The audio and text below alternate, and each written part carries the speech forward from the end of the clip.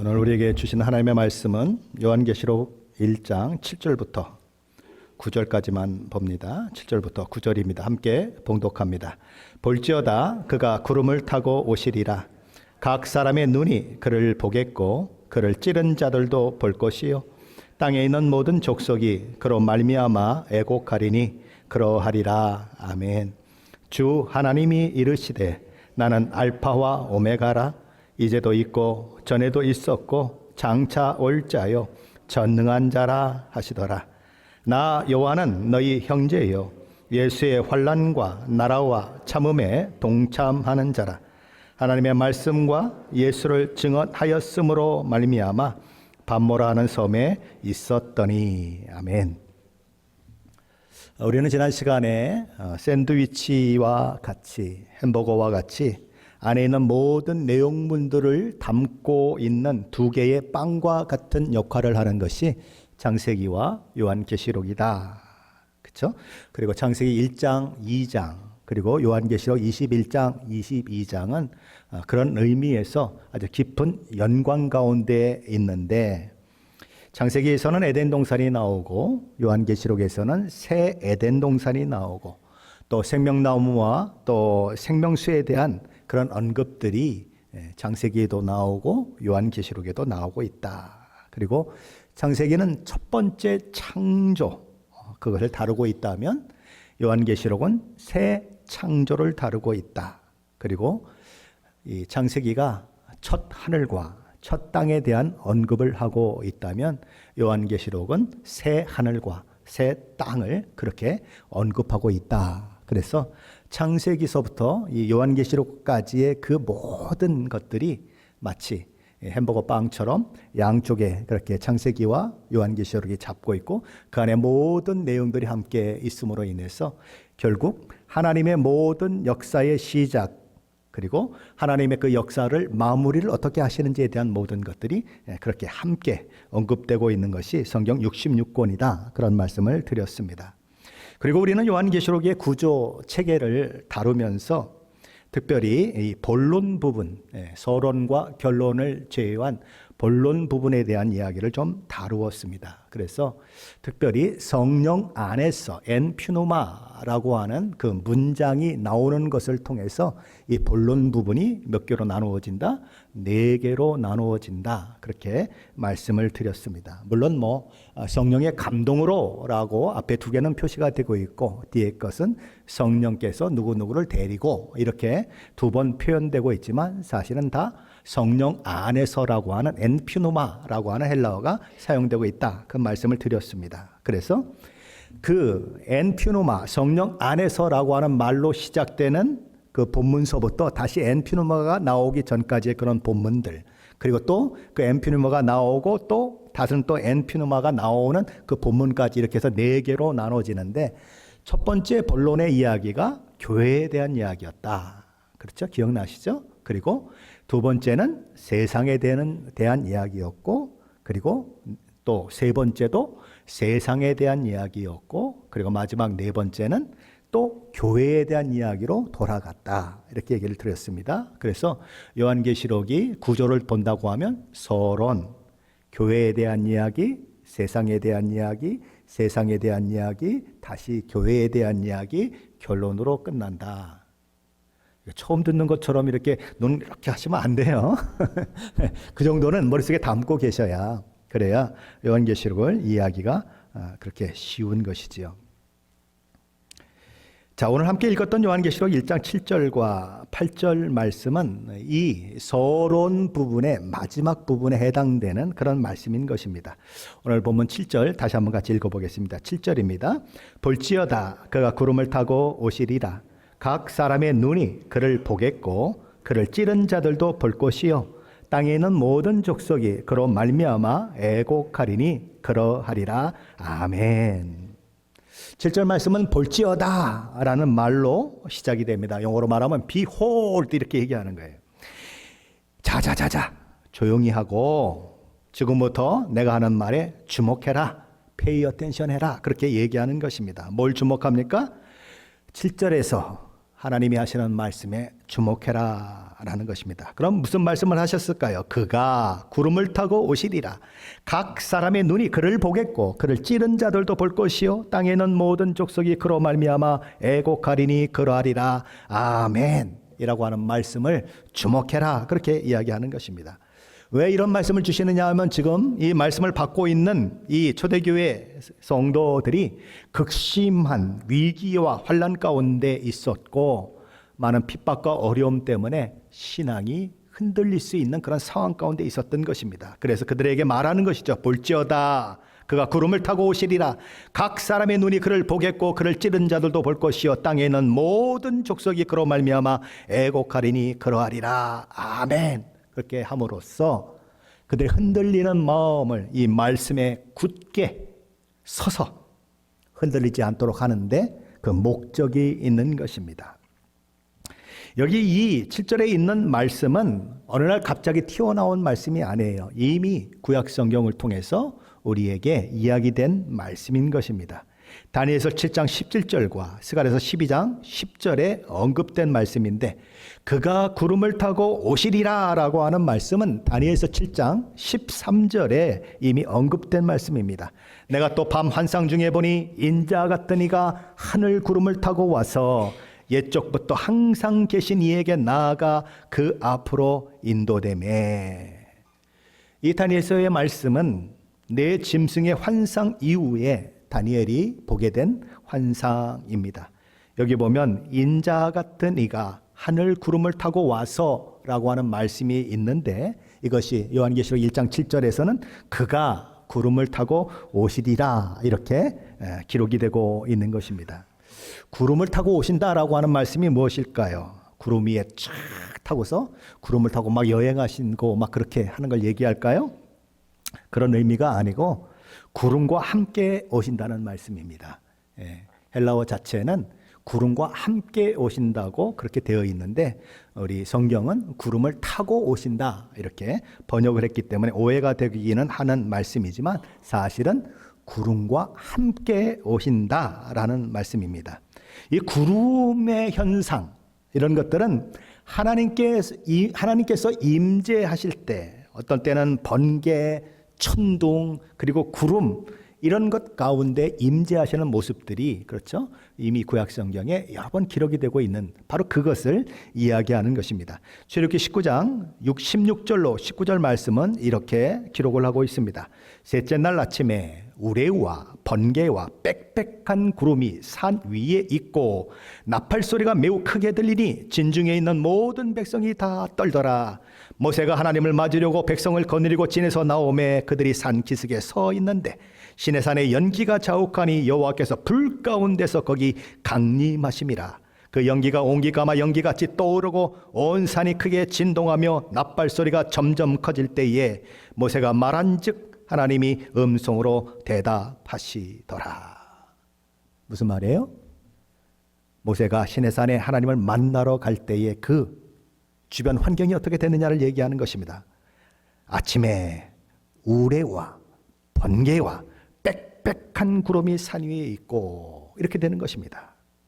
바로 하나님이 임재하실 때의 모습을 상징적으로 그렇게 자연현상을 통해서 보여주고 계신 것처럼 우리 주님이 구름을 타고 오신다라고 하는 것은 그렇게 우리 주님이 영광스러운 모습으로 오신다라고 하는 것을 보여주는 것입니다. 이런 구름을 타고 오시는 우리 주님의 모습은 1차적으로는 우리 주님의 재림과 연결이 되고 있습니다. 영광스러운 심판주로 이 땅에 오시는 예수 그리스도. 초림 때에는 초라하고 어린아이와 같은 그런 모습으로 오셨지만 재림 때에는 영광의 심판의 주로, 그렇죠, 온 세상의 왕으로 이 땅에 오시는 그런 분이시다라는 것입니다. 그때가 되면 사망 권세가 깨어질 것입니다. 그리고 하나님을 대적하던 모든 것들이 다 망할 것이고, 그리고 최종적으로 궁극적으로 하나님 나라가 이 땅 가운데 이루어지는 그날이 될 것입니다. 그것이 바로 구름을 타고 오신다고 하는 말씀 속에 들어있는 1차적인 의미인 것입니다. 그러나 우리 주님이 구름을 타고 오신다고 하는 것은 그것에만 그치는 것이 아니라 2차적인 의미도 있는 것입니다. 마지막 때에 재림하시는 것을 넘어서서 역사 속에 존재하는 교회들을 심판하시기 위해서, 혹은 또 세우시고 그들을 위로하시고 격려하기 위해서 계속해서 찾아오시는 우리 주님에 대한 말씀이기도 하다라는 것입니다. 이게 왜 중요합니까?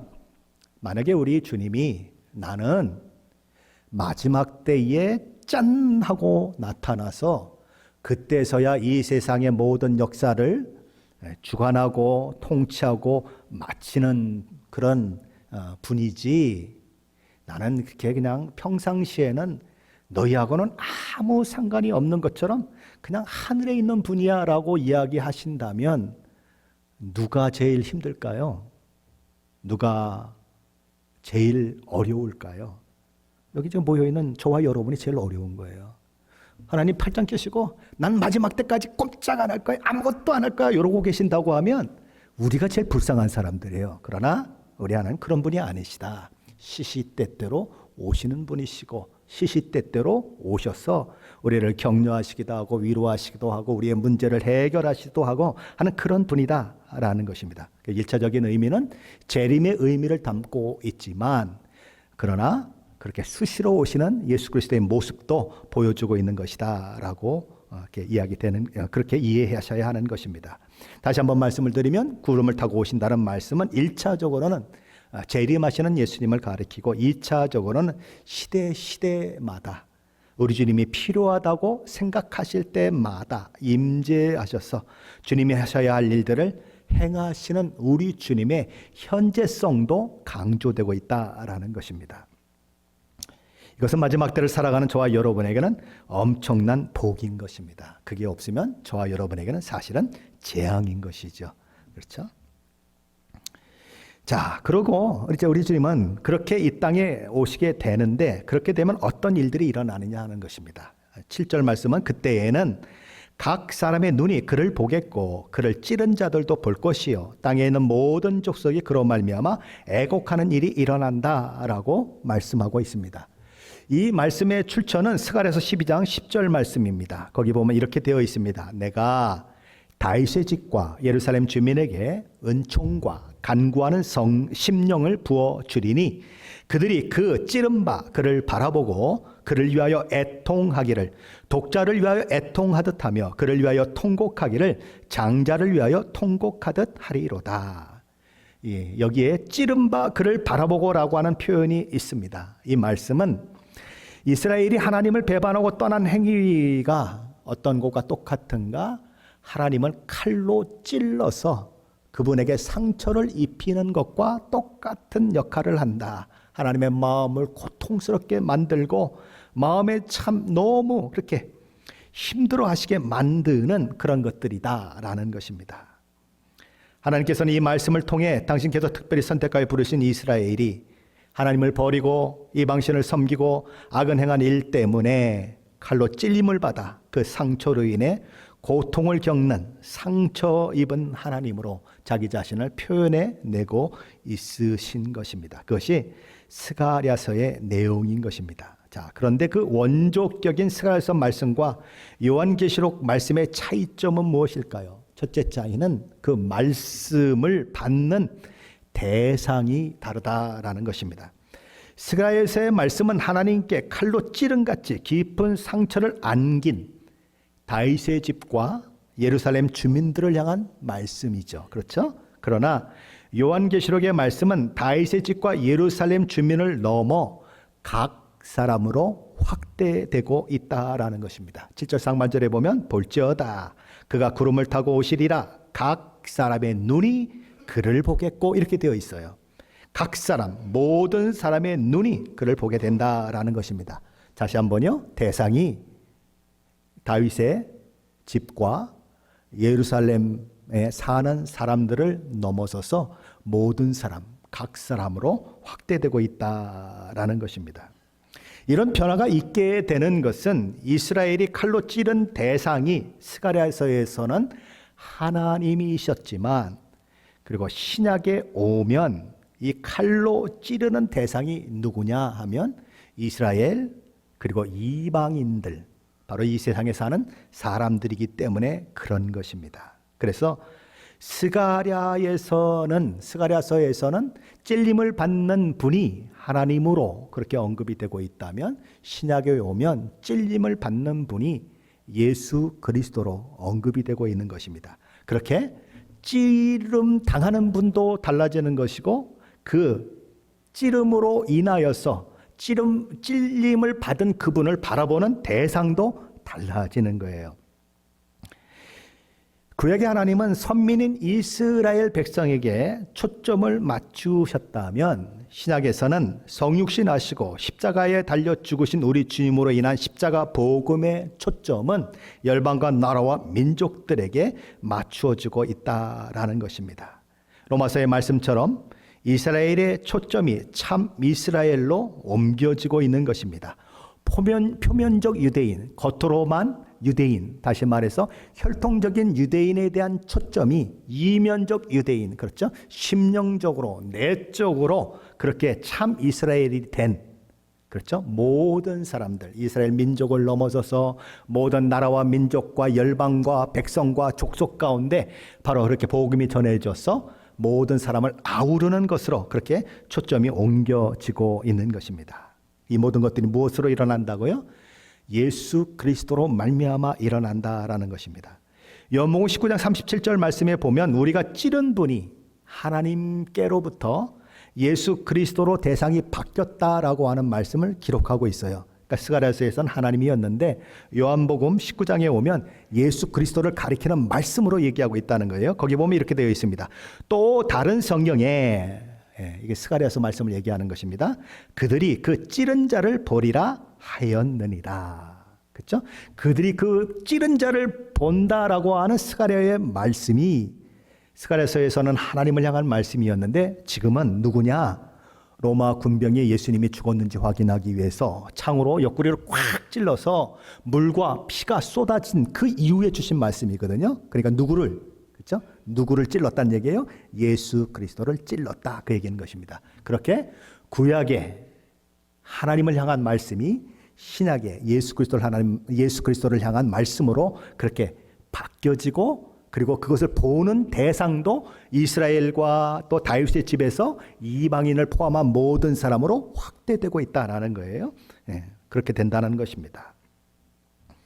그래서 온 세상의 모든 사람들이 십자가에서 찔림을 당하시고 돌아가신 예수 그리스도를 보게 된다라는 거죠.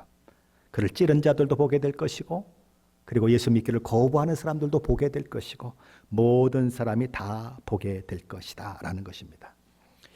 스가랴서의 말씀과 요한계시록 말씀의 둘째 차이는 애곡하는 대상이 다르다는 것입니다. 스가랴서에는 애곡하는 대상이 다윗의 집과 예루살렘 주민이었습니다. 그들은 독자들을 위하여 애통하고 또 장자를 위하여 통곡하듯이 애곡했다, 이렇게 기록을 합니다. 그럼 어떤 애곡일까요? 하나님이 그들에게, 굳은 마음이 있는 그들에게 은총을 부어주시고 간구하는 심령을 부어주시면 그들이 깊은 회개에 이르게 된다, 하나님께 돌아오게 된다라는 것을 이야기하고 있는 것이죠. 하지만 요한계시록은 그 대상이 모든 족속으로 되어 있는 것입니다. 땅에 있는 모든 족속이 그로 말미암아 애곡하리니 그러하리라, 아멘, 이렇게 되어 있다는 것입니다. 대상이 이스라엘 민족으로부터 땅에 있는 모든 족속으로 확대되었을 뿐만 아니라 애곡하는 무리도 이스라엘 그 사람들로부터 다 모든 사람으로 또한 확대되고 있다라는 것입니다. 자, 그렇다면 땅에 있는 모든 족속이 그로 말미암아 애곡하리라고 하는 말씀이 의미하는 바는 무엇이냐는 것입니다. 1차적으로는 이 말씀의 원적격인 스가랴서 말씀처럼 그때의 하나님께서 다윗의 집과 예루살렘 주민에게 은총과 간구하는 심령을 부어주셔서 애통하는 마음, 통곡하는 마음을 주셔서 회개에 이르게 하신 것처럼 마지막 시대에 하나님께서 어떻게 하신다? 만민들에게 은총과 간구하는 심령을 부으셔서 애통하는 마음으로, 통곡하는 마음으로 회개하고 주께 돌아오는 일들을 하게 만드신다라는 것입니다. 그렇다면 이런 일이 언제 일어날까요? 예수님이 재림하시기 전에 일어난다. 첫 번째, 예수님이 재림하신 이후에 일어난다. 두 번째. 여러분은 첫 번째가 맞다고 생각하십니까? 아니면 두 번째가 맞다고 생각하십니까? 틀릴까 봐 얘기 안 하시죠? 예수님이 재림하시고 나면 모든 것이 끝이 납니다. 세상이 심판을 받고 그때는 회개할 기회도 없습니다. 그러므로 이 말씀은 근본적으로 언제 일어나는 말씀인가? 스가랴서를 기준으로 얘기한다면 예수님이 오시기 전인 예수님의 초림과 재림 사이에 일어나는 일들이다라는 거죠. 그 중에 포함된 사람이 누구예요? 저와 여러분이에요. 하나님께서 우리에게 은총을 주시고 간구하는 심령을 부어주셔서 우리로 예수를 알게 했잖아요. 어떤 사람이 이런 사람들이 있어요. 나 믿고 싶은데 안 믿어져요. 막 복음을 설명하는데 그렇게 얘기하는 사람이 있어요. 나 믿고 싶은데 안 믿어져요. 근데 우리는 그게 아니에요. 그냥 예배 참석하고 그랬고 또 복음을 들었는데 그게 그냥 술술술술 그냥 믿어졌단 말이죠. 이게 왜 그래요?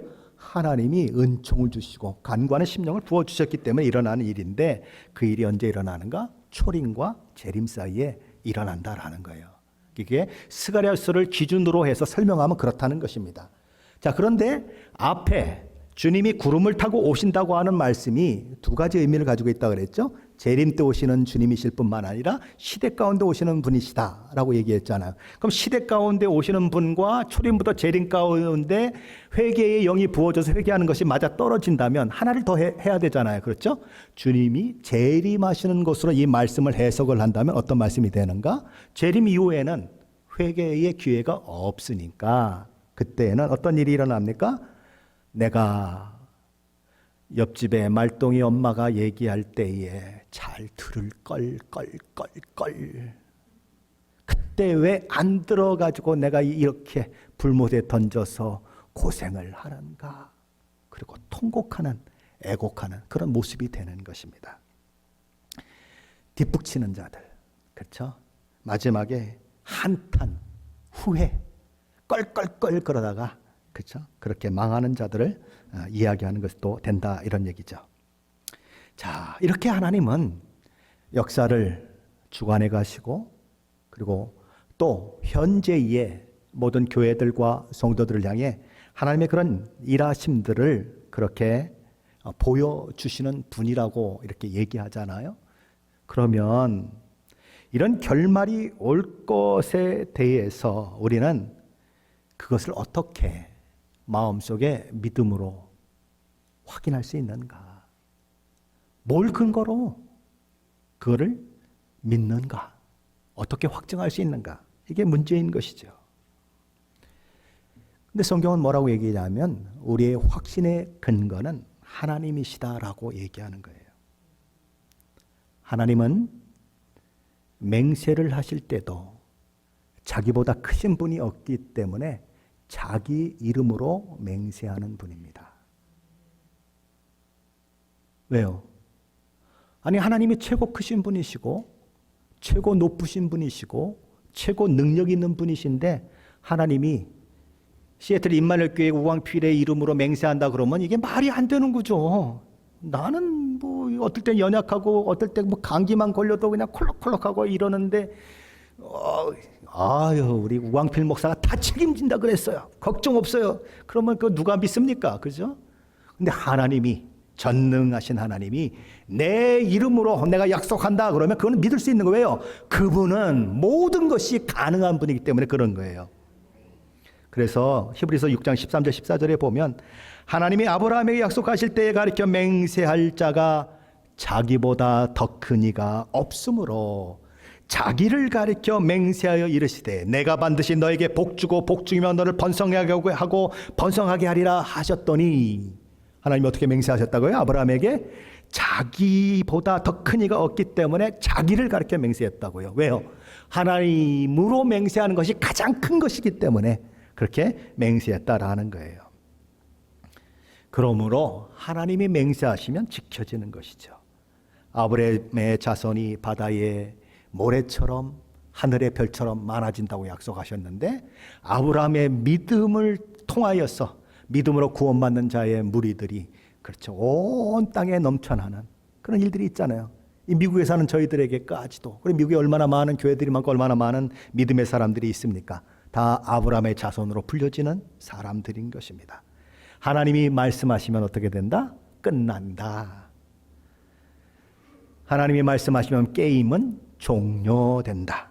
하나님이 말씀하시면 100% 확증해도 된다. 그것을 얘기하는 것이 오늘 보면 8절 말씀입니다. 한번 같이 읽어볼까요? 8절입니다. 주 하나님이 이르시되 나는 알파와 오메가라. 이제도 있고 전에도 있었고 장차 올 자요 전능한 자라 하시더라. 여기 누가 얘기합니까? 주 하나님이 이르시되, 이렇게 되는 것입니다. 말씀하시는 분이 하나님이십니다. 그가 선포하신 말씀이 무엇입니까? 첫 번째는 내가 알파와 오메가다 라고 말씀하셨습니다. 알파는 헬라어, 그리스어의 제일 처음 알파벳입니다. 그리고 오메가는 제일 끄트머리에 있는 것입니다. 그러니까 알파와 오메가라고 하는 것은 나는 그냥 알파고 나는 오메가다라고 하는 말이 아니고, 알파와 오메가를 비롯한 그 안에 모든 알파벳들을 다 가지고 계신 하나님이시다라고 얘기하는 것입니다. 뭘 얘기하는 거예요? 이는 온 우주를 창조하시고 이 땅의 역사를 시작하실 때부터 끝날 때까지의 모든 과정을 통치하시고 다스리시고 주관하시는 분이, 그런 권위를 가지신 분이 누구인가? 하나님이시다라는 거예요. 세상의 모든 것들을, 세상의 모든 인간들을, 세상의 모든 역사를 주관하시고 통치하시는 분이 하나님이시다. 다시 말해서 믿는 사람들만의 하나님이 아니라 믿지 않는 사람들도 다스리는 분이시다. 그렇게 말씀하고 있는 것입니다.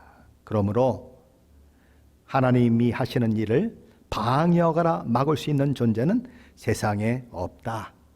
하나님을 향하여 당신이 뭘 하십니까? 라고 물을 사람도 없다. 그런 것입니다. 세상은 산에서 큰 바위 덩어리가 막 굴러 떨어질 때, 떼굴떼굴 막 구를 때, 아유 어디까지 구르나 보자, 그리고 뭐 지가 언제는 멈추겠지라고 그렇게 그냥 되는 대로 흘러가는 것이 아니라는 것입니다.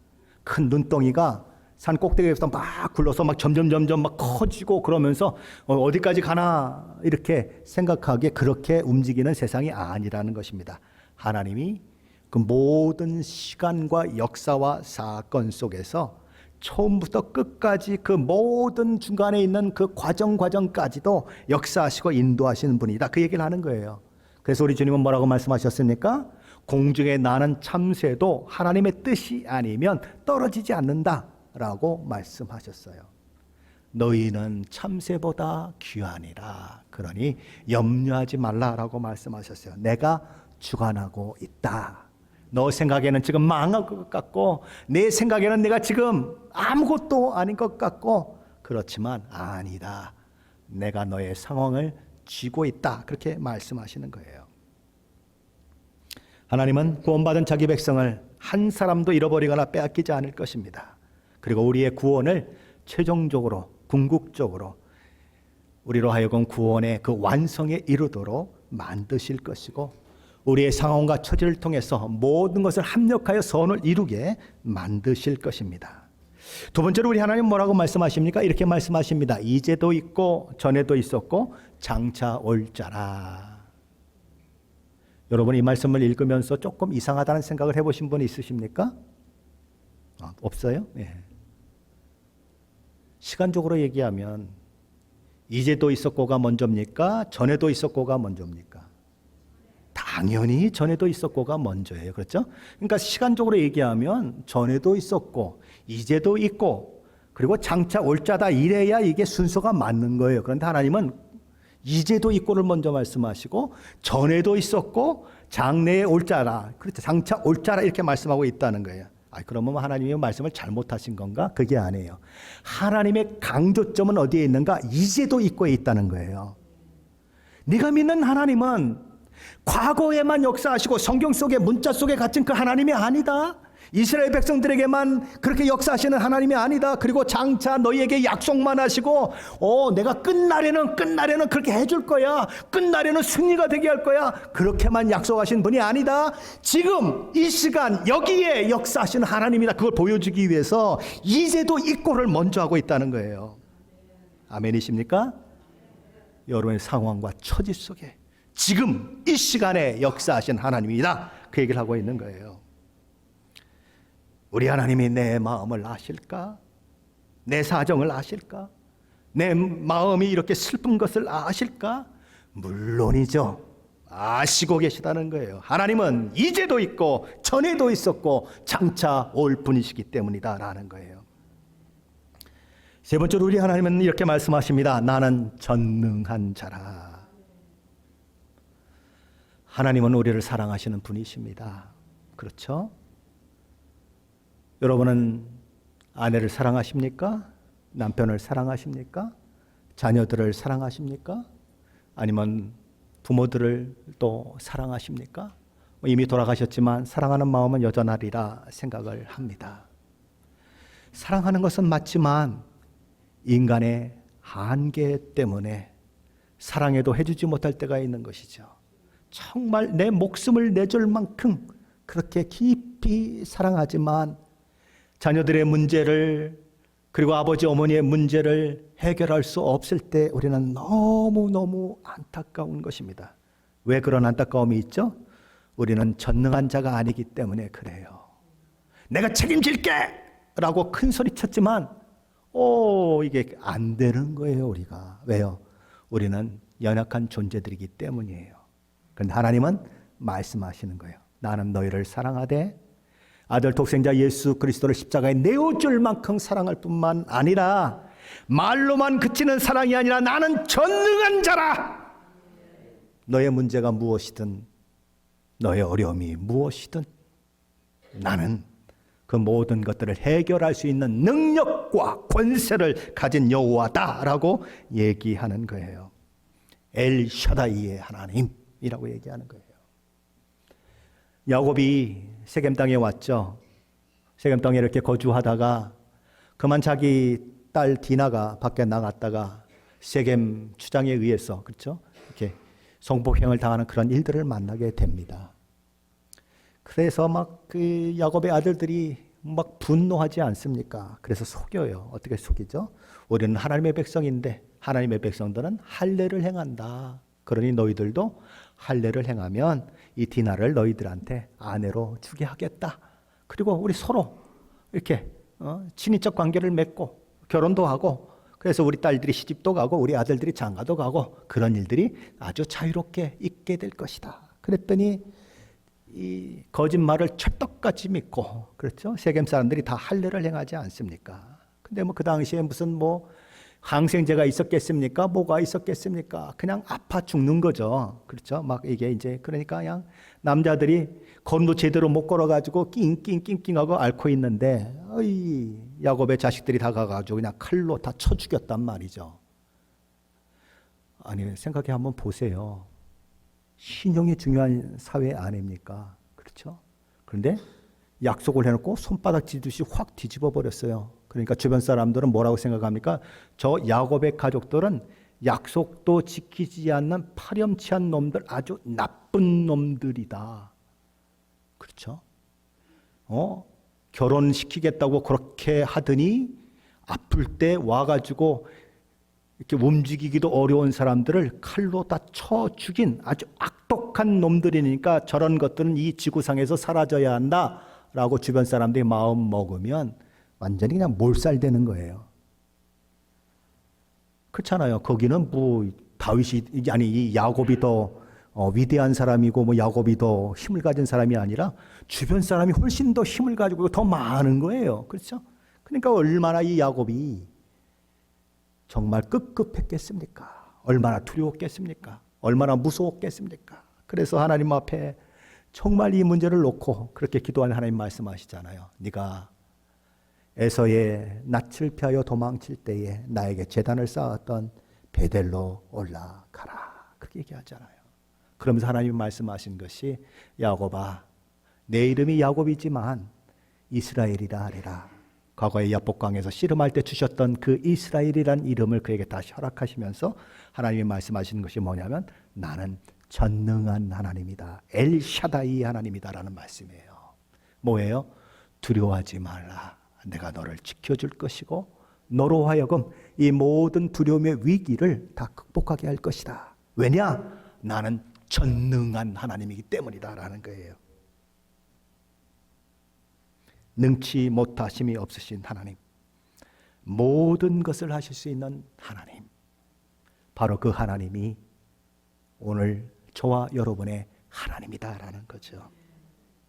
그렇다면 알페와 오메가가 되시는 하나님, 이제도 있고 전에도 있었고 장차 오실 하나님, 그리고 전능하신 하나님이 저와 여러분의 하나님이시라면, 정말 저와 여러분이 그 사실을 알고 있고 믿고 있다면 저와 여러분의 삶은 어떻게 달라지느냐 하는 것입니다.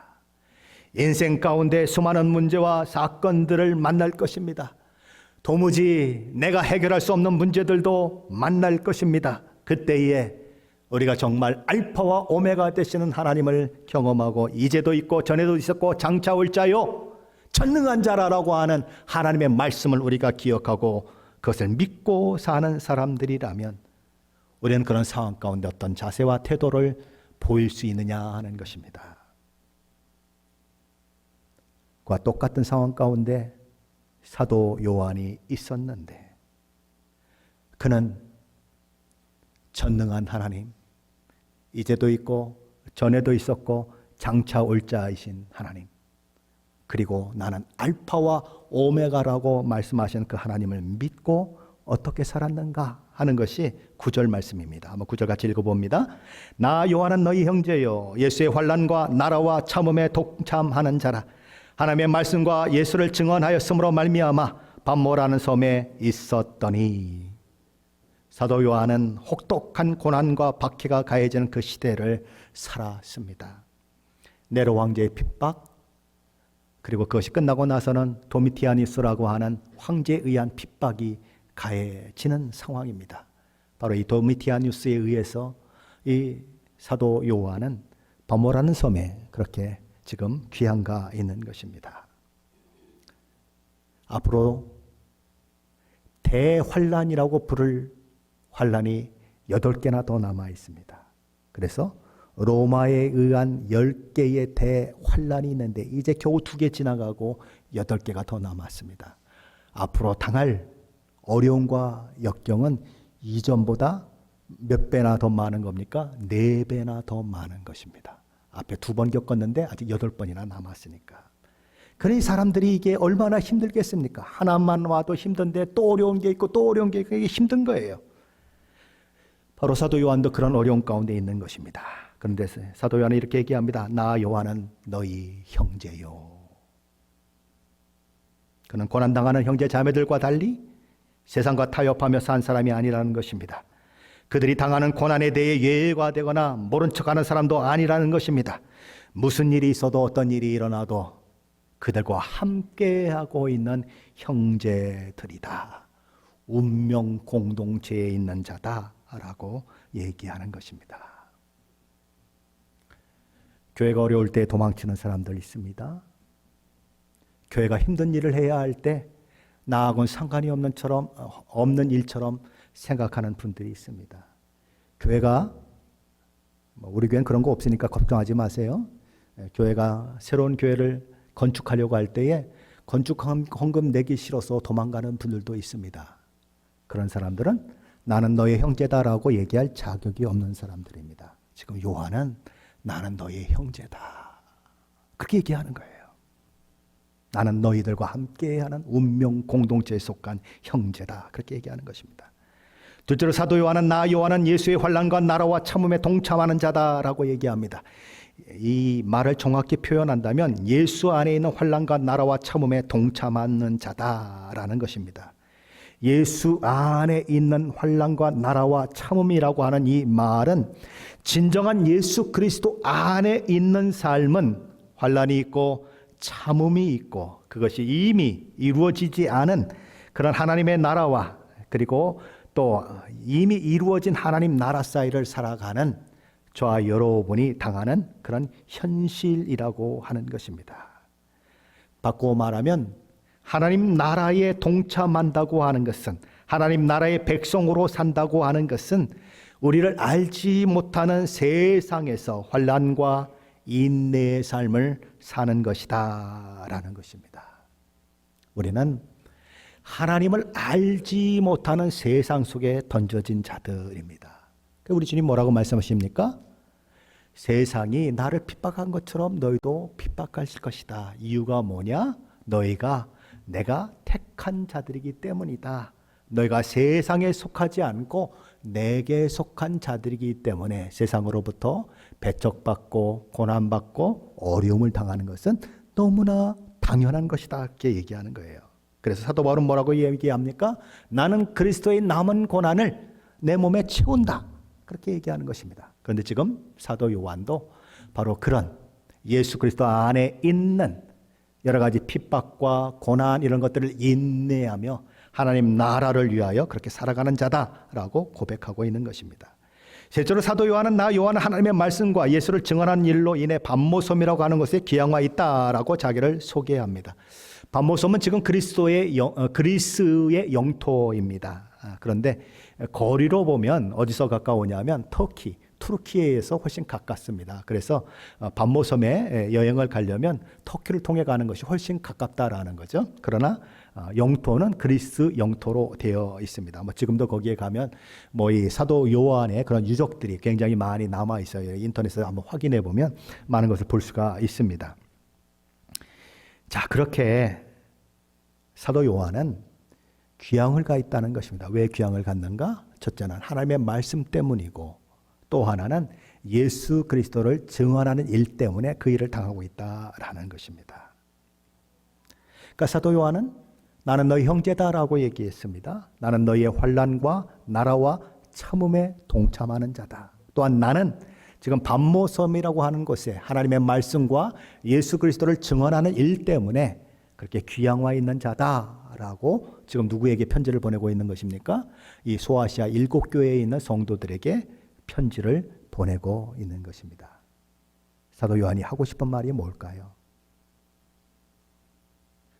이제도 있고 전에도 있었고 장차 올 하나님, 알파와 오메가 되시는 하나님, 전능하신 하나님을 내가 믿기에 이 모든 고난과 역경 속에서도 내가 얼마나 고난당했는 줄 알아?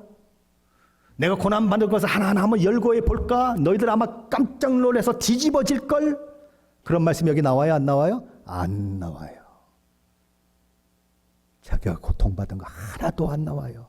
그런데 내가 어떻게 지금의 내가 되어서 이 반모섬에 와서도 하나님을 예배하다가 이런 놀라운 말씀을 받았는가? 내가 이 8절에서 얘기하고 계신 그 하나님을 믿는 믿음 때문에 여기까지 왔고 그것을 참고 인내하며 견디고 있다.